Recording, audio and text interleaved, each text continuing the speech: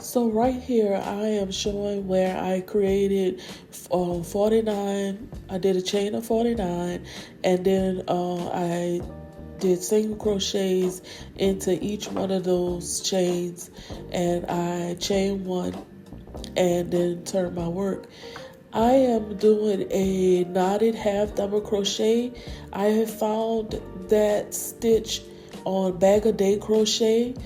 I decided to actually make or crochet some placemats, some just regular plain easy something for the fall placemats.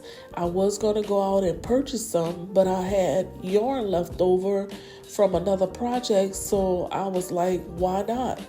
So I actually look up placemats until I came across a stitch that I actually liked. And so I fell in love with this stitch. It's very easy to do, very beginner friendly. Like I said, it's from Bag of Day Crochet. She was actually making or she crocheted placemats as well. Her placemats are a little bigger than the ones that I created. I created it's actually 24 rows.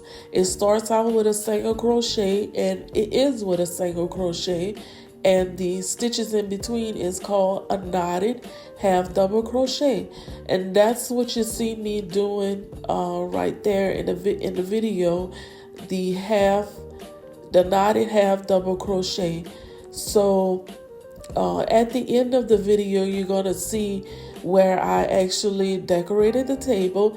Now I decided not to do like a full plate setting and everything with the dinnerware, just because we have a little munchkin running around, and he touches a lot, but you gotta love him. So yeah, at the end you'll see where I actually did just a little simple, easy place setting.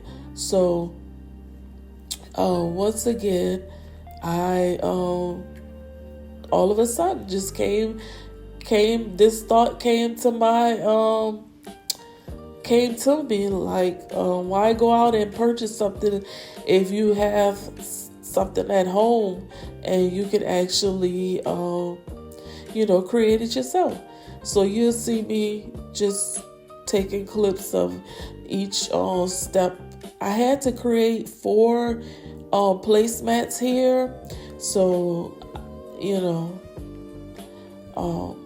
like I said, it starts out as single crochet, and then you go into the knotted half double crochet.